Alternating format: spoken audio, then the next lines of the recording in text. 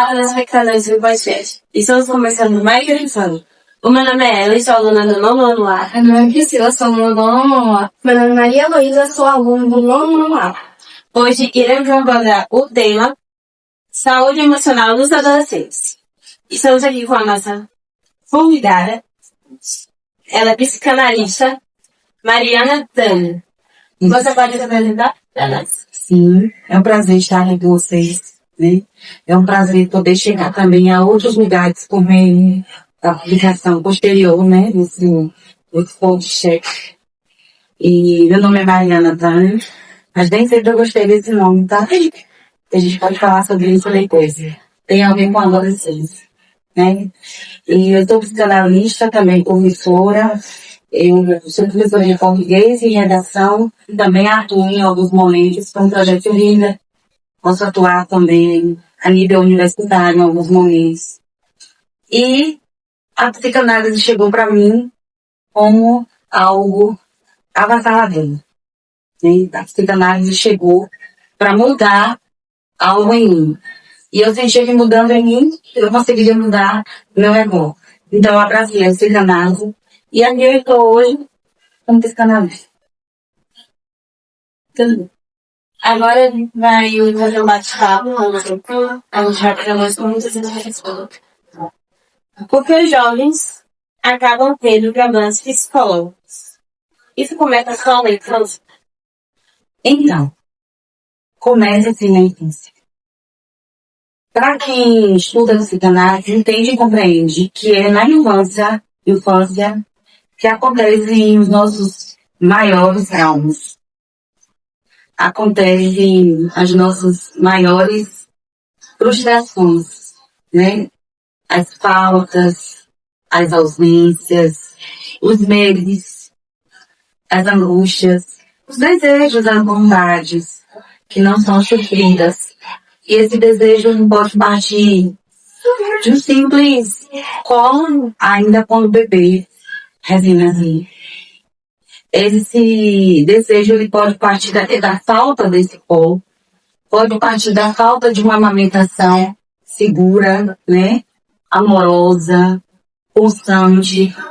Pode partir também de uma fala, de uma palavra que marcou eles e que não foi conversada, não foi exposta, falada, colocada para fora.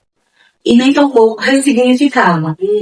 Então, todas essas emoções que foram guardadas na infância, elas não somem. Elas estão aqui. Estão todas aqui. Em algum lugar. Ainda que a gente não se lembre. Ainda que a gente não se lembre. Então, é na infância que surgem os maiores problemas psicológicos. Aí depois, na adolescência, pode vir a surgir algo novo, sim. Também, porque você pode viver uma infância tranquila, sem nenhum trauma, assim, aparentemente relevante. Algo simples, uma criação com pai, mãe presentes, um lar amoroso, né? Na escola. Mas você pode ter sentido vergonha em algum momento. Nada tão constrangedor, mas o seu cérebro captou e guardou aquela emoção que não foi trabalhada nem significada. E aí na adolescência você surge ali no processo de talvez querer se esconder, né? Querer não se expor tanto, ser mais tímido. Outros podem agir contra algo que viu na sua casa. Vamos imaginar aí uma família que é bastante, digamos assim, organizada, tá? Vou tentar falar aqui uma linguagem para os jogos, para as crianças também, por que não? Então, digamos assim, que a gente tem aquela família ali, seria a família organizada, padrão, né? Pai e mãe presentes, a família tem que se manter, é importante, boas questões financeiras, né? A família presente, dentro da roda da vida, que a pessoa precisa ter, para ter equilíbrio.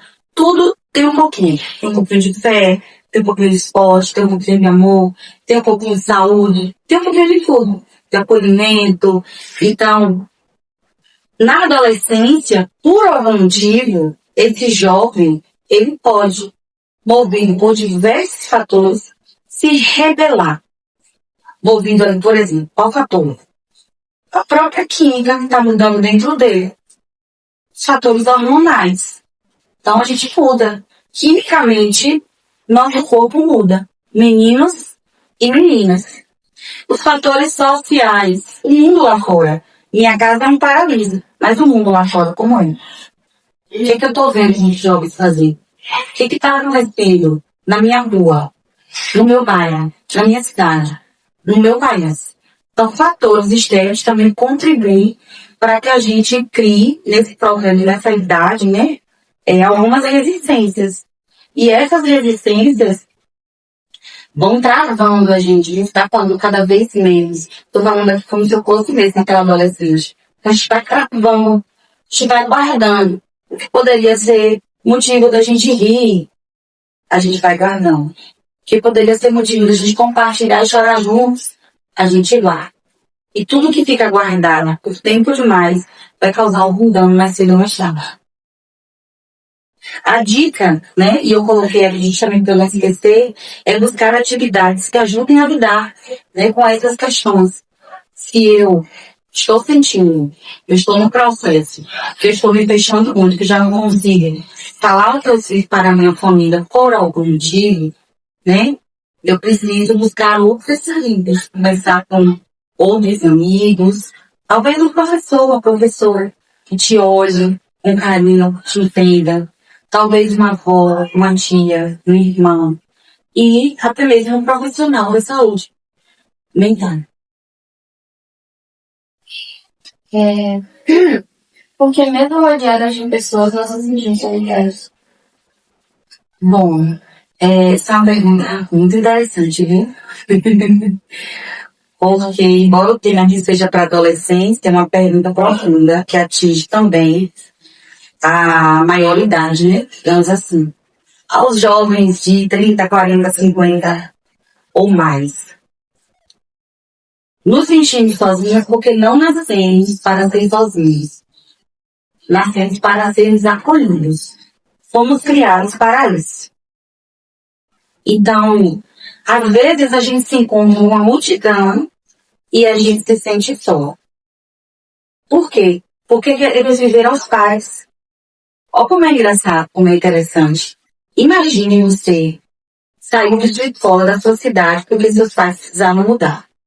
E aí você chega numa cidade nova, uma escola nova, colegas novos, professores novos, além de todo um ambiente físico diferente. Você vai buscar logo se identificar com alguém que tem o quê? Podem falar que tem o quê? Com quem você se identificaria? Com alguém que é totalmente diferente de você? Ou com alguém que tem algo parecido com você? Sim. Os pares, eles se buscam. Eles se buscam interessantemente. Então, você vai buscar quem gosta das mesmas músicas que você. Quem gosta de falar sobre os mesmos assuntos que você. Por isso que às vezes nós temos crianças e adolescentes que às vezes não gostam de ficar meninas conversando com meninas. Tem meninas que adoram conversar com as meninas, que elas não gostam de falar de algumas coisas que as meninas às vezes falam assim. Elas gostam de falar sobre futebol, por que não?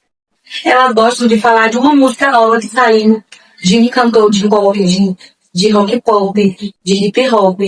Sei lá. É diferente. É gostoso ter o diferente? Mas a gente nasceu para buscar os pais. Aquilo que a gente se assemelha de alguma forma. Então, muitas vezes nós podemos estar numa multidão, até conviver e até fazer as coisas que todos fazem, mas na nossa essência a gente pede para fazer outra coisa. Então, por isso que às vezes nós nos sentimos sozinhos. Isso acontece, por exemplo, na vida adulta, sabe como? Os casamentos. Às vezes o casal tá ali uma sintonia, porque tá apaixonado. Quando a paixão diminui e vai ficando a convivência, o amor, por exemplo, né? Porque a paixão é uma coisa mais avassaladora, é da adolescência, não é? E a paixão às vezes acontece do nada, pode acontecer, ou vai se construindo. No entanto, o que acontece com os casais? Com o tempo que eles vão se descobrindo melhor, conhecendo seus defeitos, outras qualidades. E aí pode chegar um momento que eles percebem que eles são muito diferentes e tá tudo bem. Não tem problema nisso. Mas quando isso acontece na adolescência, por exemplo, isso se torna um grande problema. Estar com um grupo de pessoas que não contemplam aquilo que eu sinto na minha essência, que eu busco e que eu quero. Então, em algum momento, vou me sentir sozinha, porque embora eu esteja com muita gente, fazendo coisas que jovens fazem, o meu vazio não está completo. Não preenche. Como que surge a ansiedade? Ela desenvolve então funciona. Ela pode surgir na infância, né? A ansiedade. Primeiro, a gente, para entender a ansiedade, a gente precisa falar sobre o conceito de ansiedade. O que é ansiedade? Vocês conseguem, vocês sabem, vocês lembram? Aqui é um pouco da professora, né, que vai falando também, perguntando. Mas ansiedade, de modo geral, vamos generalizar, ficar bem compreensível. Ansiedade é quando a gente pensa demais no futuro, naquilo que ainda não aconteceu e que a gente nem sabe se vai acontecer, mas que a nossa mente, por algum motivo, pegou esse fio e começou a desencapar. Então a ansiedade é um fio que está inteiro, e quando a gente começa a pensar demais no futuro, a gente começa a desencapar esse fio elétrico. Só que não é só isso. A gente desencapa vários fios ao mesmo tempo, principalmente os adolescentes. Por quê? Por conta das mudanças químicas, as mudanças físicas, as mudanças externas que vão acontecendo no corpo e fora dele, ao redor. Então imagina que para um adolescente são vários fios desencapados, vários fios de ansiedade ali convivendo juntos. E você vai tentando lidar com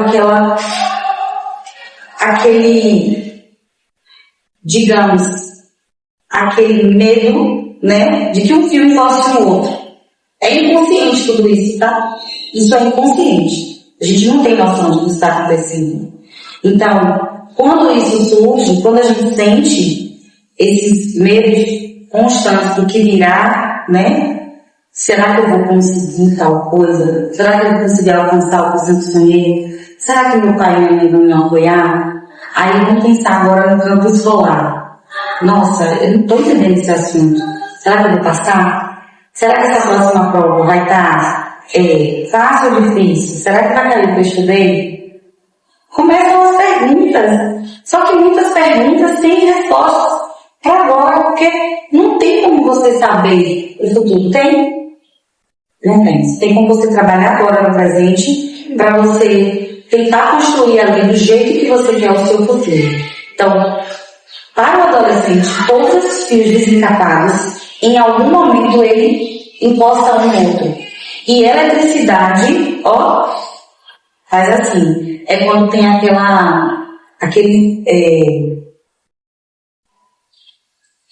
palavra fugiu, gente, mas não é ataque não, gente. Curto-circuito. Não era essa palavra, né? Mas é um ataque, né? Um momento em que você tem algum surto de ansiedade muito forte. Crise, pronto. Nossa, que palavra difícil para não lembrar, né? Mas enfim, crise de ansiedade. Essa crise de ansiedade, ela não veio do nada.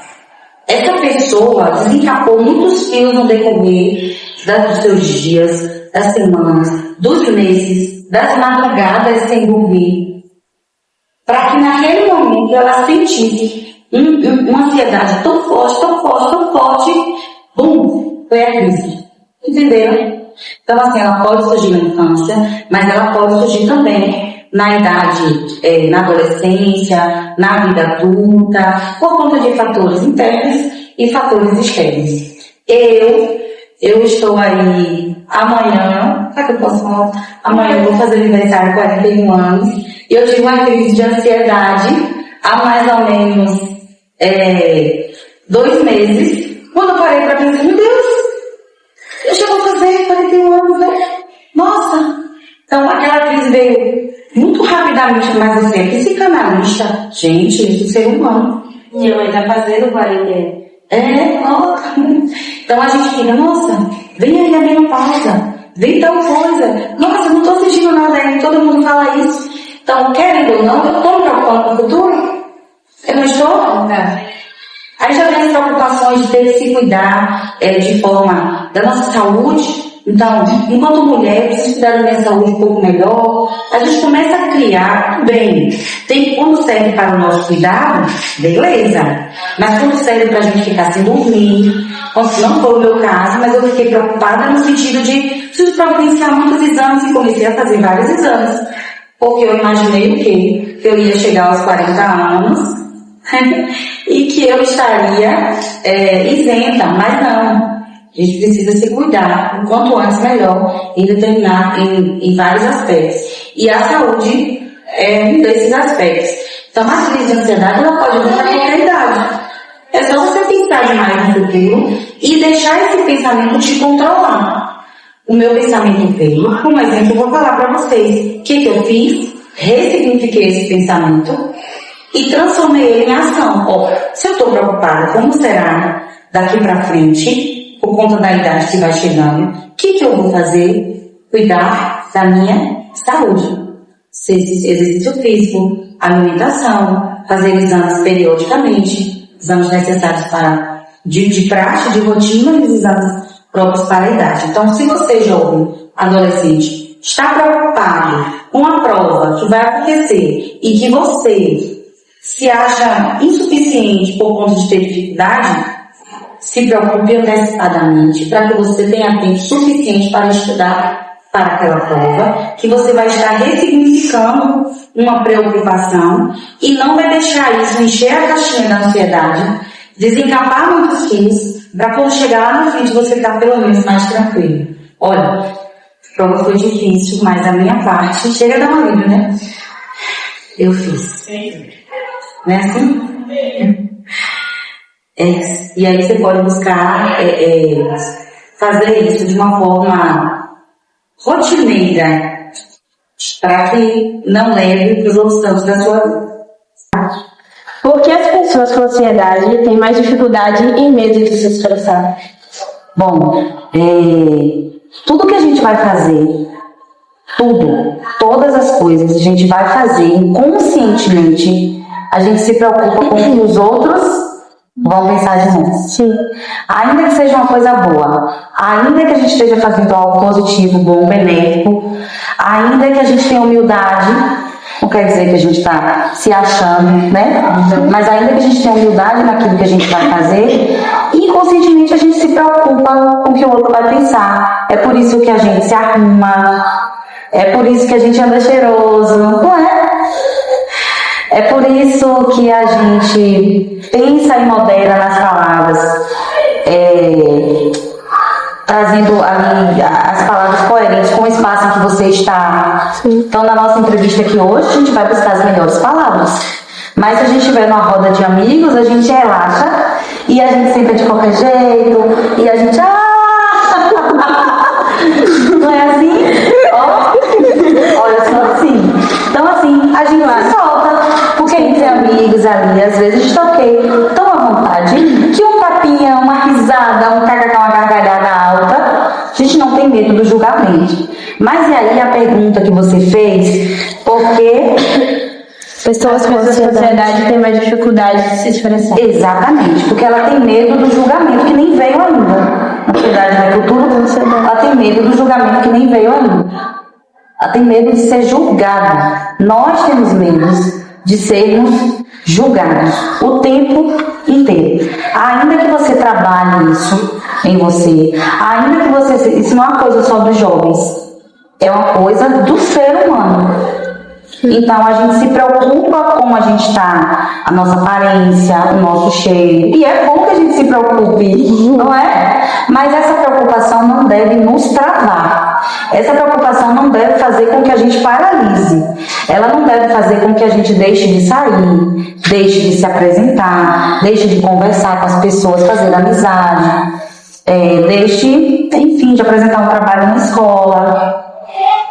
E isso tem que ser ressignificado para que a gente possa se precaver, ser uma pessoa cheirosa, bonita, organizada, né, que fala bem, né, educada. No entanto, não nos paralisa. É para isso. Você acha que os problemas psicológicos podem surgir por conta dos problemas familiares? Sim. O lugar que dá origem eu vou falar aqui por alto, porque eu não estou com nenhuma pesquisa aqui agora para te dizer, mas eu tenho esse conhecimento para te dizer. Mais de 80% dos problemas psicológicos têm raiz na família. É lá que surgem os nossos traumas, os nossos medos, as nossas maiores frustrações, né? Então, assim, vamos pensar pela lógica, matematicamente. Eu te conheci há pouco tempo. E vocês se conhecem há mais tempo do que nós duas. Se eu fizer alguma coisa que te desagrade, vai te decepcionar de alguma forma. Mas se ela fizer, ela te conhece há mais tempo. Ela vai te decepcionar mais ou menos do que eu. Entende? Com a nossa família é a mesma coisa. Você convive diariamente com sua família. As palavras que são ditas, a forma com que alguma orientação é feita, às vezes uma preocupação é feita, isso atinge o nosso interior de uma forma muito, muito forte. Então, sempre que eu converso com pais, né, no caso pai e mãe, sempre que eu atendo no consultório, vem pais preocupados com os filhos, a maioria das vezes eu preciso, a maioria não, 100% das vezes, eu preciso conversar com esses pais primeiro. Eu preciso orientar esses pais em algum momento e dizer assim, vocês precisam de terapia, não ele. Não é o jovem que está precisando de terapia, é você. E assim, e por que isso acontece? Porque muitos pais não sabem lidar com a adolescência. Por quê? Porque na adolescência deles não souberam lidar com a adolescência deles. E por quê? Porque na adolescência dos pais deles não souberam lidar. Então, assim, a gente vai trazendo geração após geração um tratamento que é dado à criança, ao adolescente, aos filhos em geral. E esse tratamento ele vai se perpetuando de uma forma que já faz parte da família aquilo. Então, às vezes o adolescente, quando ele tem uma percepção, o adolescente da geração agora, para que vocês entendam melhor, ele tem uma percepção disso, mas ele vê tantas gerações da sua família fazendo que ele não vê saída. Ele não percebe. E aí a situação é muito mais funda, essa pergunta daria pra gente conversar uma semana inteira sobre isso, né? Tem muita coisa para falar sobre isso. Mas para que vocês entendam, surge na família, surge principalmente com os pais e os irmãos que estão mais próximos, porque é muito mais fácil a gente se decepcionar ou a gente magoar quem está mais próximo a gente, quem conhece os nossos defeitos, as nossas mazelas e quem sabe as nossas potencialidades e percebe que a gente, por exemplo, não está usando. Então, em algum momento na minha vida, eu tenho 2 filhas e uma tem 17, a outra tem 12, a diferença é de 5 anos. Elas são um amorzinho as duas, por 30 minutos. Como toda a família. Não é, em algum momento eles se divergem. Se não está divergindo, tem alguma coisa errada. Olha direito, né? Que eles estão em construção. Mas enfim, o que eu queria dizer em relação a eles? Tratamento que eu dou à mais velha, não é porque ela é mais velha. Nunca jamais vai ser igual ao que eu dou à mais nova. Porque são épocas diferentes. Como é que eu vou tratar a mais nova? Do mesmo jeito que eu tratei na época que eu tratei da idade mais velha. Não dá. Então, às vezes, nós, quando somos adolescentes, queremos, por exemplo, que nossos pais nos tratem igualmente, que a sintonia, a harmonia entre pai e filho, mãe e filho, seja igual com todos os filhos, mas não é. Porque existem temperamentos diferentes. Existem personalidades personalidades diferentes. E esses temperamentos, personalidades diferentes, fazem com que uma mãe muitas vezes seja mais próxima de um filho do que de outro. Quer dizer que não ama? Não, não quer dizer que não ama. Quer dizer que eles têm características mais próximas, mais parecidas. Entre um amigo que é mais parecido com você e um amigo que é totalmente diferente, muitas vezes a gente se aproxima daquele que é mais parecido, não é assim? Em casa, do mesmo jeito. Então, às vezes a gente olha e olha com maus olhos para esses pais, achando que gostam mais dos nossos irmãos do que da gente. Isso para exemplificar, tá? O que acontece, os conflitos na família. Então, surgem lá nossos maiores conflitos. Na relação com o pai, na relação com mãe, na relação com irmãos, né? E se eu tivesse que dar uma dica, então o que a gente faz, Mari? Fala aí pra gente. Somos adolescentes, o que a gente pode fazer então para poder mudar isso? Mude. Você não pode esperar que um pai de 50, 60 anos, que já viveu bastante, mude de uma hora para outra. Mas você é jovem, você está começando agora. É mais fácil você mudar. É mais fácil você dizer eu te amo. É mais fácil você dar um abraço. É mais fácil você calar nos momentos que precisa calar. É muito mais fácil você ter o discernimento de falar assim, pai, mãe, eu não gosto disso que vocês falam comigo. Essa palavra me deixa num lugar muito desconfortável. É muito mais fácil para quem é mais jovem mudar do que para quem é mais velho. Antes de finalizar, eu queria só falar que, antes de partir para a sexta, eu queria falar só sobre ajuda profissional. Então, uma outra dica que eu dou é você buscar ajuda profissional. Então, nós temos na rede pública, sim, acesso a essa ajuda de cuidado com a saúde mental. No entanto, a gente sabe que a oferta, né, é bem menor do que a procura. Então, buscar ali conversar com os familiares, ver se consegue, né, pelo menos iniciar ali um processo de tratamento particular, caso não consiga, na rede pública, em casos de situações mesmo que levem à depressão, que estejam levando à depressão, que estejam levando a algo maior, mais forte, né? A depressão é um transtorno psicológico que pode se desenvolver também na infância? Sim. Nós temos muitas crianças pequenininhas mesmo, que já aparentam, já mostram ter depressão. E essa depressão, a gente está acostumado a pensar em depressão como uma pessoa que fica prostrada, né? Só dormindo, né? Não é? Porque a gente entende que depressão é exatamente depressão. O que é? É uma baixa que tem no organismo, né? Depressão, ó. Então, a gente imagina isso, mas a depressão, ela não se mostra somente dessa forma.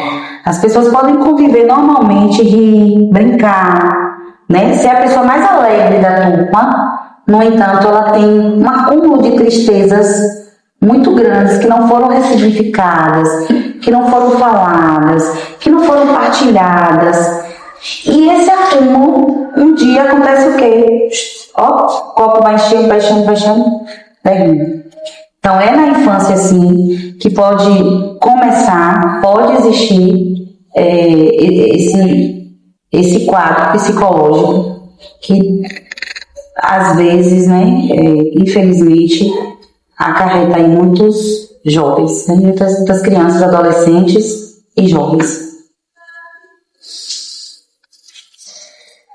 Como identificar quando uma pessoa tem depressão silenciosa? Eu acabei de falar, né? Essa depressão silenciosa é exatamente essa, quando a pessoa, ela sorri, ela participa de tudo, ela brinca, ela se diverte, ela sai, ela não fica só em casa, mas ela tem um vazio.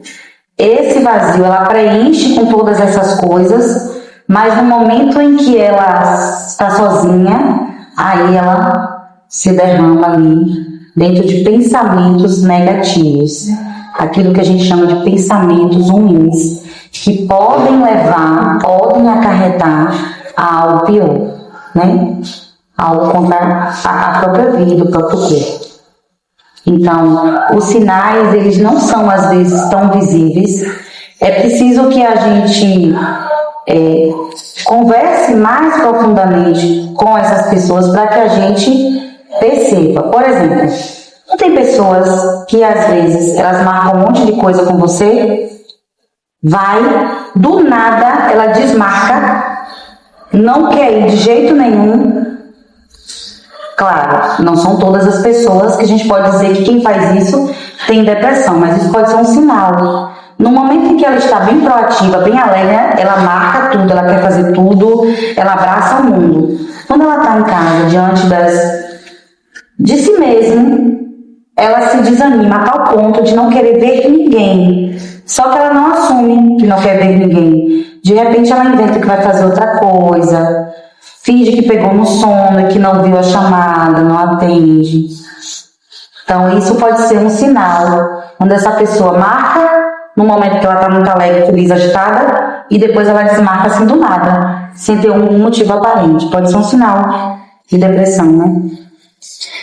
Os familiares podem ser os principais culpados pelos traumas, tanto psicológicos quanto físicos?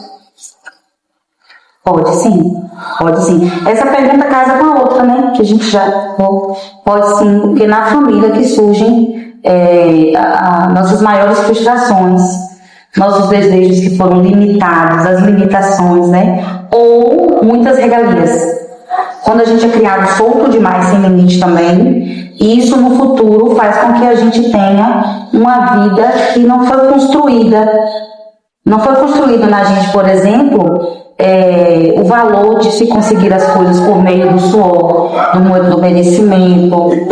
Então, pai e mãe que deixa filho fazer tudo, sair para qualquer lugar. Em algum momento, esse jovem, esse adolescente, ele também vai sentir o peso dessa liberdade. Que ele não vai ter limite, então ele vai achar que ele é capaz de tudo. Mas na sociedade não é assim. Nós temos limites, temos regras. E essas regras existem não para nos limitar, dizer que a gente é incapaz de alcançar outras coisas. Mas as regras existem para mostrar para a gente como viver em sociedade. Como viver em harmonia, respeitando o direito do outro, né? Então, é na família que a gente aprende isso, não é verdade? Nossos valores. É na família que a gente aprende a ser honesto ou não. É na família que a gente aprende a ser amoroso ou não. É na família que a gente aprende a respeitar ou não respeitar. Não é assim? Então é na família também que a gente cria as nossas expectativas sobre o futuro. Cria as nossas expectativas sobre si mesmo. Então, se é o lugar que a gente mais convive, onde passa a maior parte da nossa vida, é lá também que é mais fácil da gente se decepcionar, se frustrar com alguma coisa. A falta de convivência com o pai ou mãe pode afetar na vida social dos jovens e na maneira dos mesmos se expressarem? A falta de convivência. Sim, no caso da ausência da paterna ou materna. Sim. Isso não é o fim do mundo. Vou trazer uma luz aí para vocês. A falta de um pai, a falta de uma mãe, não é o fim do mundo, tá? Fui criada pelo meu pai. Quando eu nasci, vivi um pouco com minha mãe. Por motivos pessoais da minha mãe, ela achou melhor que eu deveria, em algum momento da minha vida, que eu também não sei qual. Eu fui criada pelo meu pai e a minha mãe não estava comigo, acredito eu, dos 4, 5 anos até hoje, digamos. Hoje não, porque hoje eu convivo com minha mãe. Então, por algum motivo, não sei como era a vida antes para a mulher. Deveria ser tão difícil, né? Uma mulher, mãe solo, não deveria ser fácil. Com um pai bruto, grosso, enfim. Então, eu pensava antes, nossa, que falta minha mãe faz. Fez falta, nossa, fez muita falta. Mas eu tive tanta gente que representou uma mãe na minha vida. Tantas pessoas. O que a mãe representa pra gente? Representa amor, representa acolhimento, representa regra, limite, E a gente tem isso ao nosso redor. Às vezes a gente tem a figura paterna ou materna em casa e às vezes eles estão ausentes. A gente vai encontrar isso em quem? Num avô, numa avó, num tio, numa tia, às vezes num irmão ou uma irmã mais velha. Isso pode acontecer até da gente ver, sabe quem? Na mãe do coleguinha. Nossa, a mãe do coleguinha. Como a gente deseja ter aquela mãe do coleguinha. Como eu desejei várias vezes ter a mãe do meu coleguinha, para eu chegar em casa e ter uma mesa posta. Sabe? Um cafezinho, uma sopinha pronta. Não precisava ter luxo, era só ter aquilo ali. Ai, que cheirinho gostoso. Quem fez? Minha mãe. Mas eu tinha sempre uma tia, alguém que fazia isso. Ou até mesmo meu pai, que nem em alguns momentos fazia essas coisas que a gente espera de mãe. Um carinho, uma conversa amiga. Então, a gente não pode se derramar na falta, mas a gente deve focar em quem está presente. Então, o nosso problema, nosso conflito maior, às vezes, dessas ausências, isso interfere, respondendo a pergunta, interfere, pode interferir na nossa vida, pode atrapalhar, mas eu estou falando para adolescentes aqui, não estou? Sim. Então eu não vou dar boca a pai e mãe aqui agora. Eu vou falar para vocês, adolescentes, como agir, foque no que você tem. Se você focar no que você não tem, a sua vida vai desandar. Você não vai conseguir dar passos para frente. E se der, são passos muito dolorosos e curtos. Você vai andar mais. E quando a gente anda mais, a gente cansa mais. Eu que eu diga que eu sou curtinha, pequena, vou caminhando com as pessoas que são maiores que eu, a pessoa já deu não sei quantos passos e tá lá plena, e eu tô... Porque minhas pernas são curtas, eu dou passos curtos, então eu me esforço. Mas foque no que você tem. Você tem uma tia amorosa, mas você não tem aquela mãe presente que você queria chegar, conversar tudo que você quer falar enquanto jovem, mas você tem uma tia? Foque no que você tem, conversa com sua tia. Ah, mas eu não tenho um pai presente, meu pai é alcoolista, meu pai é ausente, meu pai não me assumiu. Foque no que você tem, o que você tem. Olhe para a sua casa. Quem está próximo de você? Ah, mas tu está dizendo para a gente esquecer essas pessoas e não colocar elas no nosso círculo, né, familiar? Não, não é sobre isso. Eu estou dizendo que para o adolescente focar na ausência disso traz transtornos ainda maiores.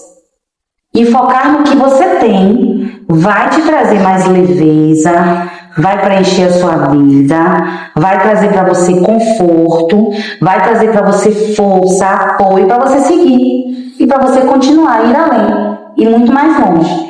E aí, como é que eu trato essa falta? Aí, em algum momento da sua vida, quando você tiver a oportunidade de fazer uma terapia, que pode ser psicanalítica, é interessante, focar na falta com terapias psicanalíticas, é importante que você faça.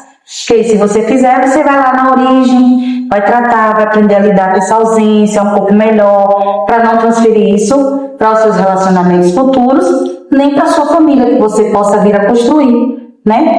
E é isso.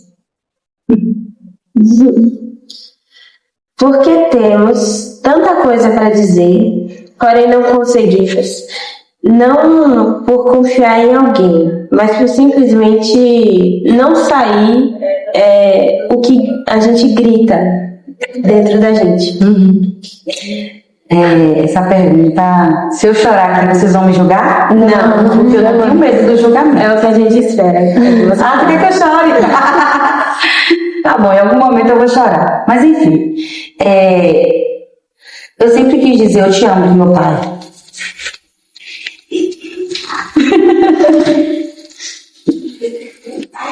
Eu não sei porquê, na minha adolescência eu nunca disse. E ainda que eu seja psicanalista, eu trabalhe isso em mim, e eu olhe para a história dele, para a minha história, eu amo meu pai. Mas na minha adolescência eu ensaiava dizer para ele, pai, eu te amo, como eu via minhas amigas falarem. E eu não sabia, eu não entendia por que eu não conseguia falar. Então tinha as festinhas escolares, que meu pai estava presente nas festas das mães e na festa dos pais. Mas todo mundo chegava lá, cantava musiquinha, fazia apresentação.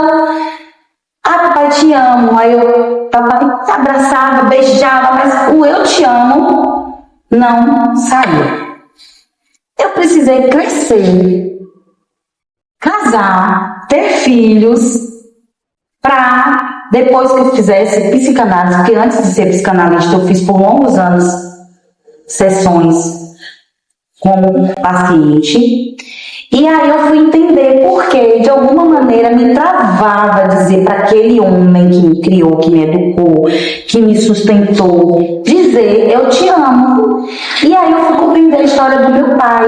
Meu pai também nunca disse eu te amo pro pai dele, que provavelmente nunca disse eu te amo também pro meu bisavô, digamos assim. Então eu falei assim, eu preciso quebrar esse negócio, esse ciclo de não falar. E a gente ensaia falar que ama, a gente ensaia, assim como a gente ensaia para apresentar um trabalho, chega lá na hora, dá um branco, esquece tudo. A gente não ensaia, às vezes a gente ensaia até ver um colega, quer ver? Em momentos de luto, quando você vai visitar alguém que perdeu um ente querido, a gente não sabe o que dizer, né? Às vezes a gente abraça e fala assim, não sei nem o que dizer, porque você ali emocionada, consternada com a pessoa e não sabe quais são as melhores palavras para confortá-la. E nos momentos em que muitas vezes a gente tenta dizer muita coisa e não consegue, é porque a gente não confia na pessoa, né? A gente ensaia bastante, tem medo do que o outro vai pensar, do que a gente vai dizer.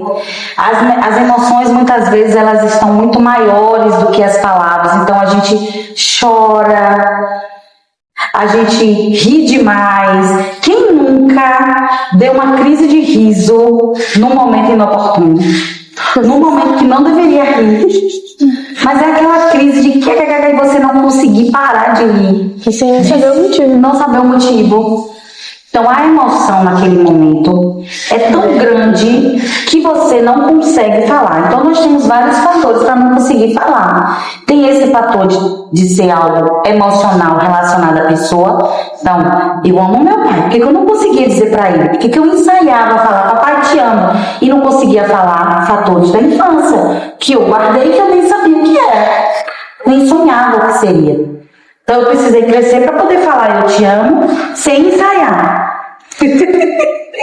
E ouvir, o que é melhor ouvir, porque ele também teve que quebrar a barreira, né, dele para poder falar que me amava. Da mesma forma, quando a gente quer falar muita coisa, às vezes numa apresentação, às vezes numa entrevista, às vezes quando a gente conhece alguém, às vezes quando a gente está apaixonado por alguém, nossa, a gente ensaia tudo que vai falar com a menina, chega lá na hora e fala uma baboseira, nada com nada, nada bonito, nada bom, porque a emoção do momento é tão grande. Eu estar ali na frente, me apresentando com meu pai, dançando, senti que ele estava me vendo, mesmo ele estando ocupado, ele parou para me ver, era maior do que o que eu precisava falar para ele.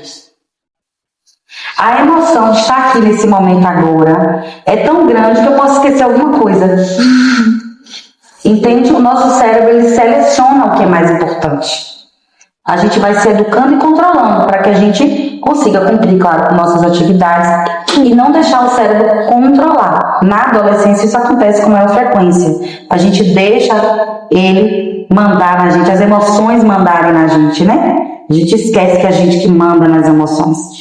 Então, é isso que acontece. Se eu tivesse uma dica para dar a vocês, adolescentes, amores lindos, adolescente, jovem, adulto, idoso que estiver assistindo isso, vendo, ouvindo, escreva. Na minha época tinha muito diário, hoje a gente não tem, né? Tem o daily, né? O daily, mas o daily a gente quer se mostrar também. Né? Assim, a daily às vezes a gente quer só para fofocar da vida dos outros. Mas eu estou mentindo? Eu também tenho dele. Mas enfim, não é um daily não, mas é brincadeira. Eu tenho um grupo no WhatsApp que eu converso com minhas amigas e a gente consegue falar sobre muita coisa. Mas se você sentir essas emoções e ver que você não consegue passar para as pessoas essa emoção por meio das palavras, né? Falar, se expressar, escreva. Quando a gente escreve, a gente põe para fora. Seja o que é bom ou o que é ruim. Aí, eu tô com raiva da minha amiga, porque ela fez isso comigo. Faça um grupo com você mesmo no WhatsApp. Coloque lá, eu e eu mesma, eu comigo mesma, eu e eu só. Não sei qual o nome. Coloque alguém, quando você entrar, você tira essa pessoa, exclui, fica só você. Tô com vontade de mandar ela pra casa de não sei aonde, peraí. Ó, o meu é eu e eu mesma, eu tenho aqui. Digita tudo que você quer digitar. Ó, eu me senti assim, porque você falou isso e isso comigo. Pega e envia. Enviou, lê, já passou. Outro dia, quando você lê aquilo, você vai perceber que você nem sente mais aquela raiva toda que você estava no dia que você escreveu. Mas na hora da raiva, se você tivesse mandado, talvez você tivesse se arrependido muito de ter mandado. Então escreva e depois apaga, viu, gente? Apaga porque passado, já passou. E se você não quiser digitar, escreve um diário. Você pode fazer assim, escreva o que você está sentindo, né? Aí, depois quando você terminar, você rasga o papel e joga no lixo. E fala, ó, vai comigo, vai embora, todas as preocupações. Para isso, não tem idade. Faça isso. É importante porque a gente libera a emoção. Nós somos energia, a gente libera essa energia que está negativa. E a gente se abre para receber outras energias e outras emoções melhores. Até porque o mundo não vai parar para você sofrer. O mundo não vai parar para você rir o tempo todo, né? O mundo não vai parar para você chorar. O mundo não vai parar para você ficar triste, para você ficar com raiva. Então você precisa liberar essa emoção. Se você não liberar, ela vai ficar em você e vai se transformar em algo muito pior depois. De que forma conversar com amigos ou familiares pode ajudar no cuidado da saúde mental e emocional? Porque quando a gente fala, assim como a técnica do papel, da mensagem que eu falei, que a gente pode fazer como um diário ou no grupo com você mesmo, quando a gente conversa com alguém da nossa confiança, a gente libera essa emoção, né? A gente fala do que está sentindo, mas olha só, cuidado. Cuidado porque o mundo tem muitas pessoas e essas pessoas também têm emoções. E talvez elas não tenham a oportunidade de ouvir o que elas estão ouvindo, que vocês estão ouvindo agora e aprendendo como lidar com as emoções. Então essas pessoas elas podem estar carregadas de emoções e na hora que você vai falar da sua vida, ela vai fazer o quê? A minha também é assim, menina lá em casa, isso. Você vai falar com a pessoa para desabafar, você vai falar com a pessoa para desabafar, você volta carregado. Você volta pior do que você. Problemas da outra pessoa. Os seus você bota no bolso, porque você já acha que são menores, que não vale, né, muita coisa, e você já carrega do outro, você já se sente pesado. As pessoas falam, e não é sobre simpatia, nada disso, mas plantas, né? Às vezes tem uma planta que tá ali, você fala, a pessoa conversa com a planta, quando vai embora, outro dia a planta morre. Acontece com a gente também, né? Não acontece? Então é assim, cuidado nesse sentido. Quando você for falar com alguém, você corre o risco dessa pessoa trazer para você a energia dela. Então como é que você contorna isso? Você fala assim que ela terminar de falar, deixa ela desabafar. Assim que ela terminar de falar, você volta e fala, nossa, eu vim falar sobre o meu, né, sobre a minha situação, e você também tem uma situação parecida, ou uma situação, nunca diminua o seu problema diante do dela. Claro que a gente vai perceber que às vezes realmente o nosso problema diante de outros é muito menor, mas não é para você pegar o seu e pôr no bolso. Se com aquela pessoa não deu certo você conversar, faça no papel ou veja uma outra pessoa que seja possível, ou se possível uma escuta profissional, né, de alguém mais centrado que possa te ouvir, que possa só te ouvir, só precisa que ela fale nada. É muito melhor do que essa outra que vai te carregar de mais problemas, né? Quais situações do dia a dia podem afetar a saúde mental e emocional de uma pessoa? Então, no caso dos adolescentes, Sim. dos adolescentes, o maior problema hoje em dia nesse âmbito é o bullying, né? É o bullying. São as brincadeiras, as resenhas, né? Só que são aquelas resenhas insistentes e de mau gosto. Porque quando começa a afetar, a gente se sentir mal e desconfortável com a brincadeira, não é brincadeira. Se o outro se incomoda, não é mais brincadeira, né? Mas tem aquele bullying também que é inofensivo. Parece que não é ofensivo, mas e a pessoa fica retraída, não vai dizer, não vai falar. Mas o bullying, que mais? As redes sociais, né? O contato com as redes sociais. Isso. Contato com as redes sociais. Estava tentando lembrar isso. A falta de descanso. Então você fica horas e horas e horas e horas e horas na rede social, passando ali aquelas mensagens, ou então conversando com pessoas que você nunca viu de lá de longe, que não sabe sua realidade, e que às vezes você inventa uma realidade para aquela pessoa. Gente, tá na real. A pessoa, nossa, essa expressão é bem antiga, né? Se liga. Qual é a de agora? Qual é a expressão de agora? Enfim. Enfim.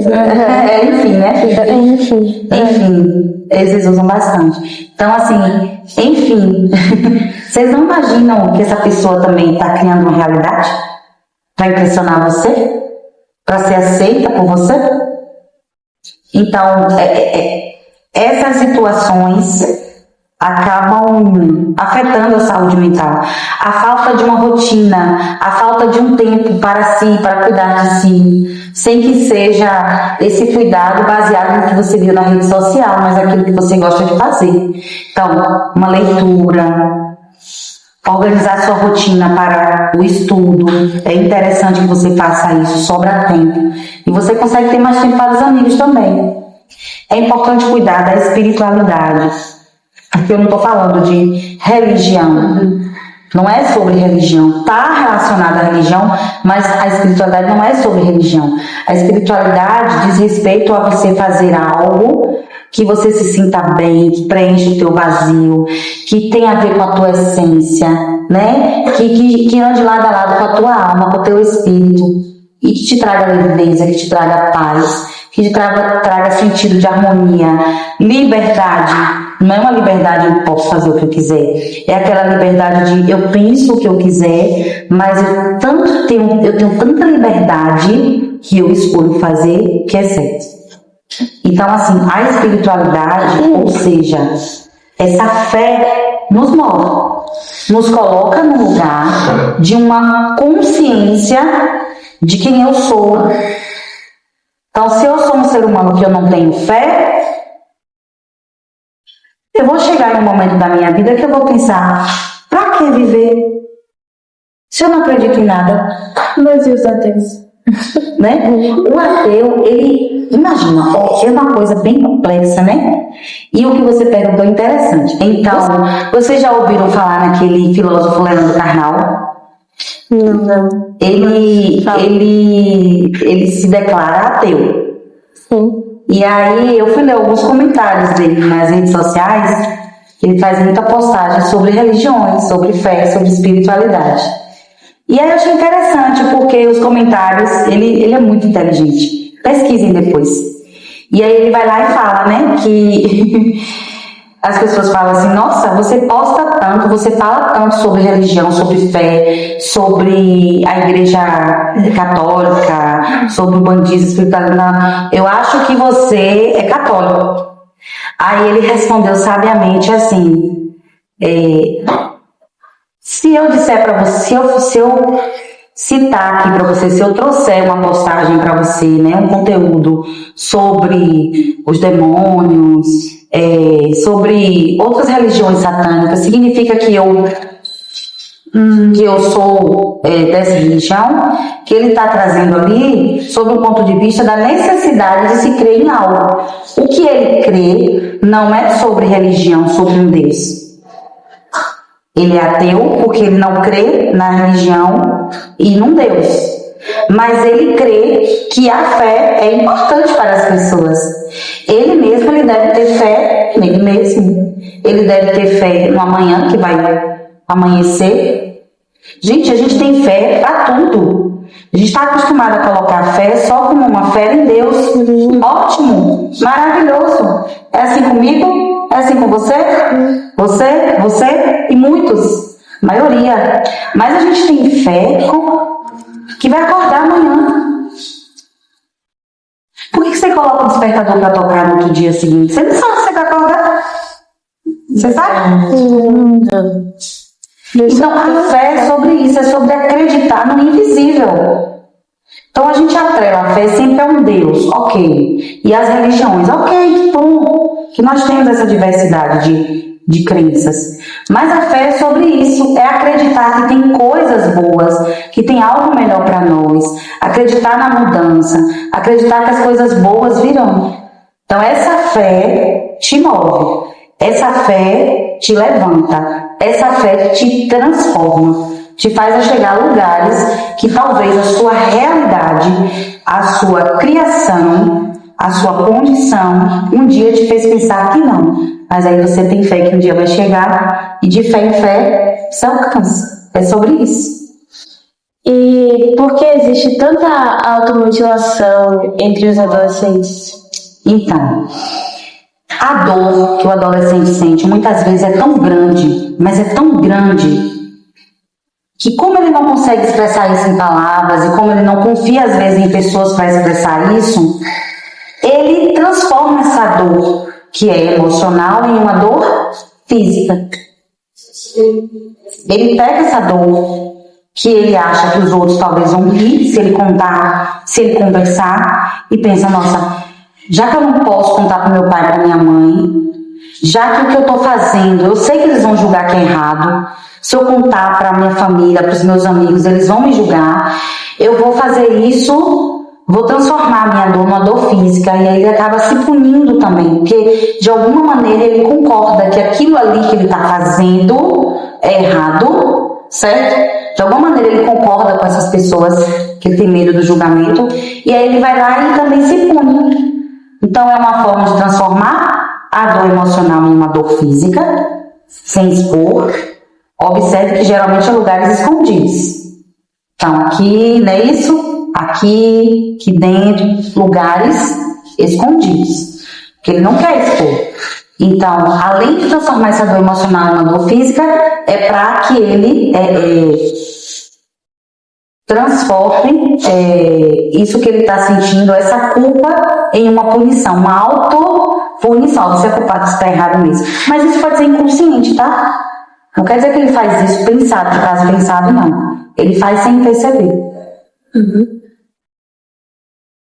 A indisciplina escolar pode ser uma maneira de um adolescente gritar por socorro e atenção? Sim. Muitas vezes essa rebeldia é um sinal de dor interna. É um sinal de dor emocional, de falta de escuta em casa, de falta de perspectiva familiar. Então, eu não tenho quem me apoiar, eu sei que se eu falar alguma coisa não vou ser apoiado, aí eu olho para todos os lados, eu não vejo socorro, o que é que eu vou fazer? Eu vou me rebelar contra a situação, porque se eu não posso com ela, então eu vou brigar com ela. Então, eu crio uma resistência em relação a isso, que é a chamada rebeldia. Nada mais é do que um grito de socorro. Ei, me olha, tô aqui. Ei, olha, eu tô aqui. Olha desse jeito para mim. E muitas vezes, quando a gente encontra alguém que olha pra gente desse jeito, com um olhar que às vezes a gente esperava ser olhado pelo pai, pela mãe, a gente quer brigar com essa pessoa, mas no fundo, o que a gente mais quer é estar junto dela, ganhar o abraço dela, ouvir os conselhos dela. Então, essa resistência pode acontecer, mas no sentido de que, no fundo, ele está pedindo socorro, está querendo ser visto, né? Em situações como essa, Pode ser importante você criar novos vínculos positivos, né? A escola pode chegar junto nisso quando perceber essa rebeldia. A escola, ela passa a maior parte do tempo com esses adolescentes, então os professores, a comunidade escolar como um todo, mantém esse contato mais direto e consegue perceber, porque adolescente é uma coisa em casa às vezes, né? Na escola ele é diferente, porque ele está aos pares, ele está com os seus, então ele se sente à vontade. Então a escola consegue perceber às vezes melhor do que a própria família. Como a escola pode se tornar um espaço mais acolhedor, não só no Setembro Amarelo?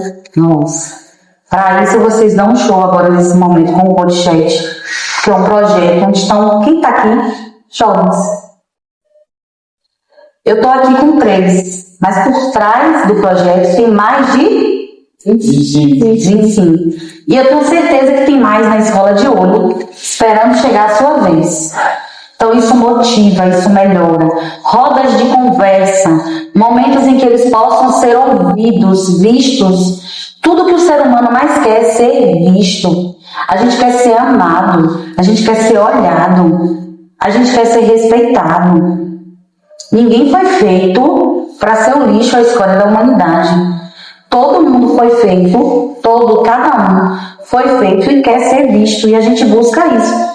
Quando a gente não acha, a gente vai por outros caminhos que às vezes são muito tortos, a depender das nossas experiências, das nossas vivências, principalmente na infância e na nossa família, na nossa convivência familiar, né? Então a escola ela tem um papel fundamental. A gente não pode depositar a responsabilidade na escola. São coisas diferentes. Mas a gente não pode deixar de pensar na escola como um lugar de acolhimento. A gente não pode deixar de pensar na escola como um lugar de escuta.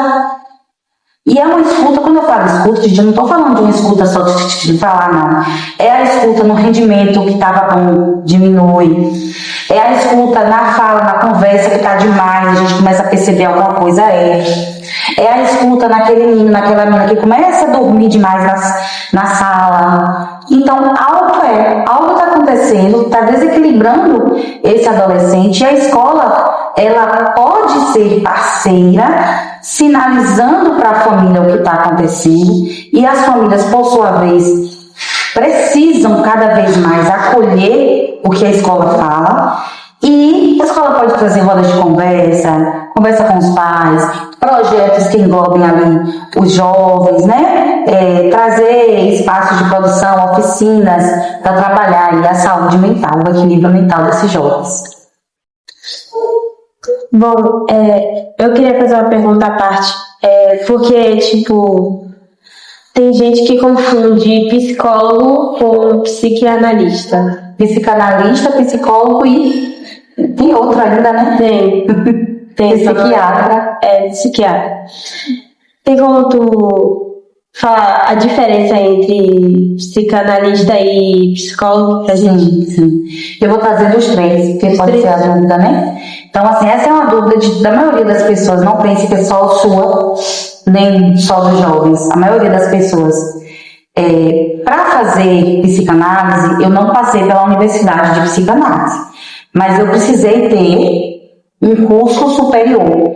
E eu precisei principalmente ter afinidade com a escuta, com a fala, com o querer ouvir o outro, sabe? A gente precisa ter muita paciência para ouvir o outro. Porque aquilo que é problema para ele não é para mim. Se eu não tiver paciência, eu não vou conduzir. Ainda que eu tenha toda a técnica do mundo. Então a gente precisa da aptidão. Já os psicólogos, eles passam por uma universidade e eles até veem lá no curso deles módulos, né, disciplinas de psicanálise. O que é psicanálise? A psicanálise vem de Freud. Ele é o conhecido como pai. Se a psicanálise tem um pai, ele é o pai da psicanálise, né? Ele quem gerou a psicanálise. Então, assim, todos os nossos fundamentos primários vêm de Freud. Tem outros? Tem. Agregaram? Sim, mas eu prefiro ainda falar dessa origem com Freud. Então, os psicólogos, eles vão beber dessa fonte um pouquinho lá, mas eles têm outras fontes, inúmeras. Então, quando eles saem e se formam, eles podem escolher atender sob uma abordagem psicanalítica. mas eles atendem outras também, como, por exemplo, a comportamental. O psicanalista não, ele atende sobre abordagem psicanalítica. Então, eu não tenho ali como trabalhar transtornos que só estão ao alcance do psicólogo. Se de repente vem uma pessoa para mim com TDAH, uma pessoa com autismo, dentro da psicanálise, nós não trabalhamos com esse público e outros transtornos, tá? O que a gente faz? A gente detecta, ele pode continuar com o psicólogo periodicamente e continuar com a gente, porque é uma abordagem psicanalítica. Mas o que ele pode fazer? O intuito dele é trabalhar essa questão do autismo. Eu vou encaminhar para um profissional que vai tratar disso. Um psicopedagogo, se for relacionado ao campo da aprendizagem, por exemplo, desenvolvimento cognitivo, né, intelectual. Aí os psicólogos, se for em relação ao comportamento deles na sociedade, às vezes uma angústia em não saber como lidar, como estar em determinados espaços, talvez com barulho, com muitos estímulos. Então ali a gente precisa encaminhar, porque não está ao meu alcance, né? Já o psiquiatra, ele é médico. Ele passou pela Universidade de Medicina, depois ele escolheu a especialização dele, que foi psiquiatria. O médico, ele pode receitar, ele pode passar um remédio inclusive controlado, coisa que o psicanalista não faz. E o psicólogo, não faz também, mas em alguns casos ele orienta a procurar, né? No caso de depois de uma avaliação, né? O neuro que vai passar, o neuropsicólogo. Então, o que acontece? Em relação à terapia, o psiquiatra, ele pode fazer terapia, ele pode te atender, fazer um tratamento. Geralmente é mensal, né? Bimestral, trimestral, a depender da necessidade do paciente e de que medicamento ele precisa utilizar, de quanto tempo para estar ali monitorando. No caso do psicólogo, também tem, né? Esses atendimentos podem ser semanais, podem ser quinzenais, mensais. Ele vai determinar ali quanto tempo esse paciente fica. O psicanalista, ele não dá alta nunca. O que a gente faz? A gente fala com a pessoa, olha, você aprendeu a lidar com as situações que são apresentadas a você, os seus conflitos. Agora, você pode entrar em contato comigo sempre que você precisar, para a gente marcar uma sessão, caso a pessoa já esteja no estágio num processo, digamos assim, entre muitas aspas, como vocês fazem, assim, né? De cura. Então, a diferença básica é essa. A gente pode atender? Pode, mas tem coisa que não é da nossa competência, a gente precisa encaminhar. A gente não tem essa autoridade para continuar, mas a gente faz esse tratamento de descoberta, de como aprender a lidar com as emoções, como a gente pode lidar com os traumas que nos aconteceram na infância, com um pouco da ansiedade, sim. Em alguns processos depressivos leves, a gente também vai ouvir, vai ajudar, vai encaminhar para o médico para ele passar, muitas vezes, uma medicação que, em caso de depressão profunda, a pessoa precisa de medicação e a gente não tem esse alcance. Então, a diferença basicamente é essa. E aí, por dentro dessas diferenças, tem muitas outras, mas acho que contempla a pergunta. Sim. Algumas de vocês? Não? Tá bom. A última pergunta é só avaliativa. O que você achou do nosso podcast e para você deixar um recado para os nossos telespectadores e para a gente, nós do podcast? Eu sou muito suspeita para falar desse podcast assim no final, o que foi para mim. Tenho ensaiado há muito tempo, ensaiado no sentido de esperar esse momento de estar aqui com vocês. Fui convidada algumas vezes para estar em rodas de conversa e muitos empecilhos para que eu estivesse nesses momentos de rodas de conversa, principalmente em relação ao trabalho. Mas o pensamento fixo sempre, eu devo ir ver esses meninos, eu quero ver esses meninos. Dentro de mim tinha aquela vontade, assim, que eu falo, meu Deus do céu, por que não deu certo ainda? Precisa dar certo, porque eu admiro o projeto. Eu admiro o empenho de vocês nesse projeto. Jovens, tão jovens, empenhados em fazer. Não sei se por trás ali tem algum estímulo, alguma motivação, não importa. Se tiver, a motivação maior é: eu estou fazendo o diferente. Eu estou fazendo a diferença. Então, essa motivação que eu acredito que está no coraçãozinho de vocês aí. É isso que eu escuto vocês falando no meu ouvido aqui, ó. Eu estou fazendo a diferença. Primeiro, o primeiro estímulo da gente sempre foi dar, né? Daí sempre incentivou a gente nos nossos sonhos. Então, eu comecei esse ano, mas foi um empurrãozinho para os nossos sonhos continuarem brotando a partir do podcast. Uhum. E sempre tem alguém em quem a gente se inspirar. Não importa quem faltou na tua vida, não importa. Ah, meu pai, não importa. Ah, minha mãe, não importa. Ah, eu não tive professores que fizessem isso, não importa. Seja você o professor. Quem funcione, se forme, seja você esse professor. Então, não importa quem faltou ou o que faltou na tua vida. Você pode preencher. Ah, Mari, mas é difícil. Mas quem falou que ia ser fácil? Ninguém aqui falou que ia ser fácil.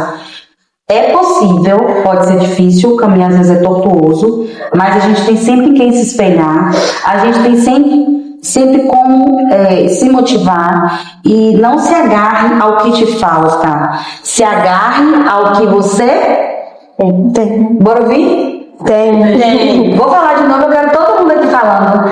Não se apegue ao que te falta, se apegue ao que você tem. Pronto.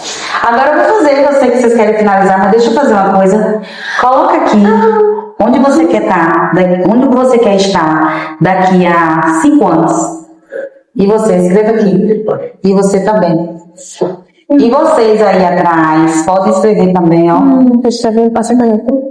Ah, mas aqui a gente tem uma produção, viu, gente? Eles não podem aparecer. Também é quantos anos? Vê se precisa mais, não. Hoje. Vocês vão ver, escrevam onde vocês querem estar daqui a 5 anos. Daqui a 5 tá bom, né? 2025, 2030. Vocês estão em que série? Nono. Primeiro, segundo, terceiro. Vamos ter acabado até lá. Está do pouquinho, né? Pronto. 5 anos, tá bom? Você tá cuidando. Daqui a 5 anos. Poxa, que pergunta difícil. Isso.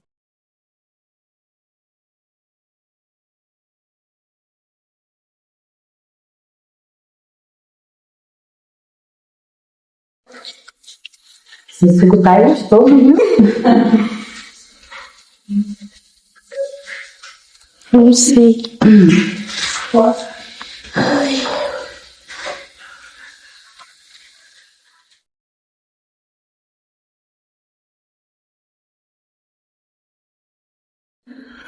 Ah, eu não quero escrever, não tem querer não. A Prodé tá ali olhando pra você. Vamos. Ah, mas eu não sei onde eu quero estar, sabe? Não sei. Sabe, pelo menos você tem uma noção. Você tá cursando. Você também, viu? Não é pra mim, não. É pra você. É seu. É meu. Sabe o que é isso? É você dizendo pra você mesmo que você é capaz de chegar lá. Quando a gente fica só aqui, às vezes, esses pensamentos positivos que a gente tem, esses sonhos, eles se misturam com os fios desencapados. Lembra dos fios desencapados que estão na nossa cabeça? E eles nos confundem. Então, de vez em quando, a gente precisa fazer isso. Escrever, nem que seja aqui, nem que seja elaborar um textinho diário, ou um papelzinho que a gente escreva e guarde. Para que a gente internalize que a gente é capaz de chegar onde a gente quiser.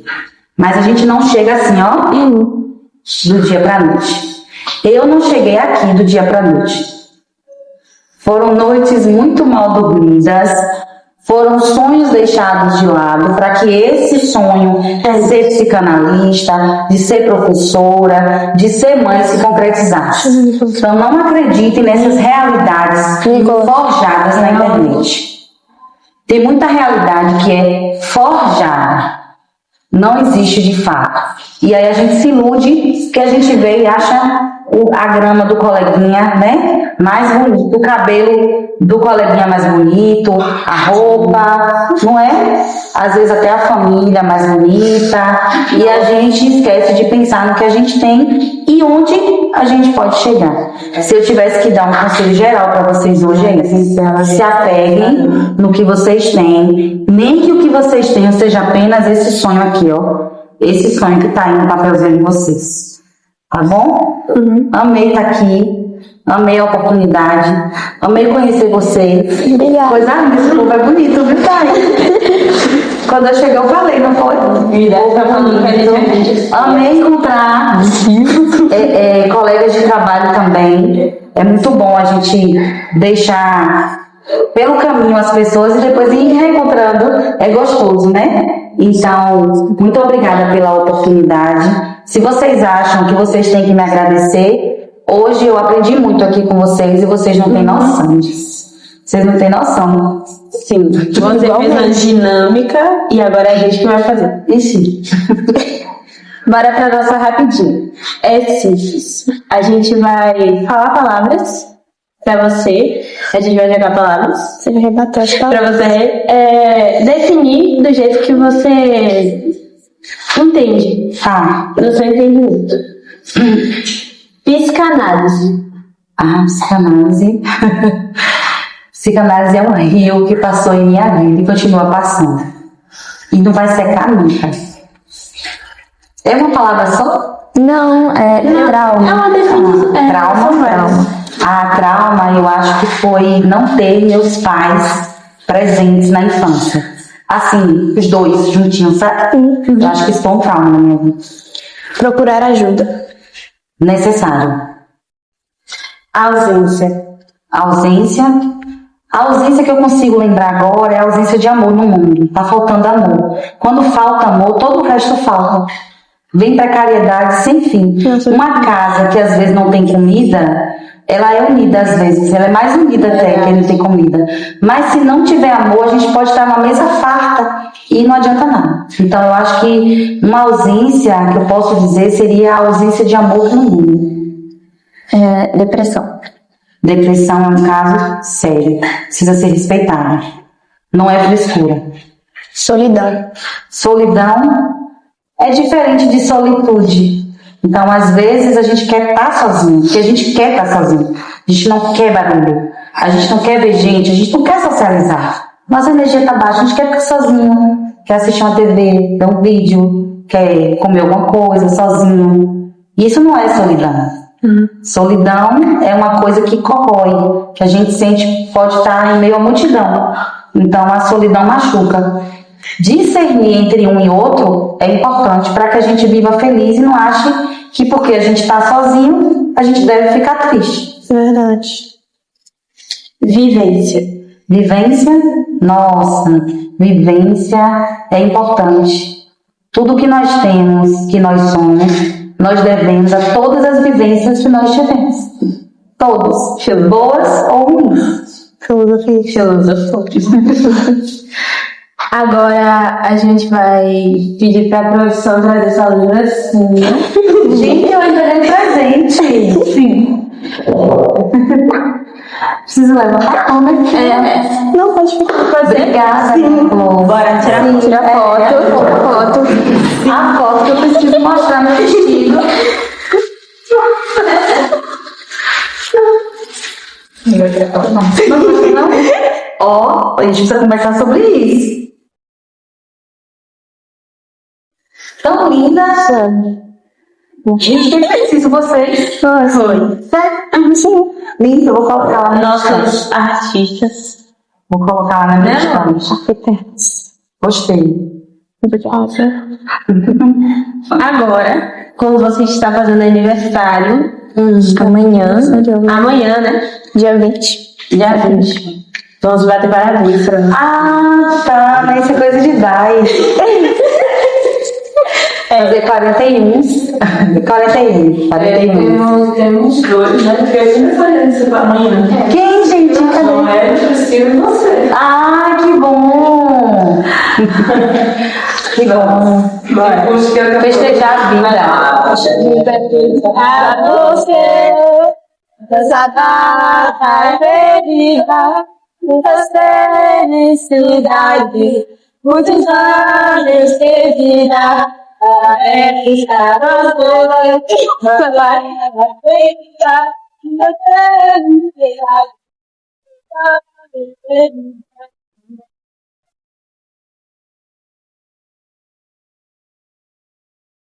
Vamos fazer meu show. Acabei com o microfone aqui batendo nele. Bom, então, esse foi o podcast. Vamos encerrando este episódio. Eu espero que vocês tenham gostado.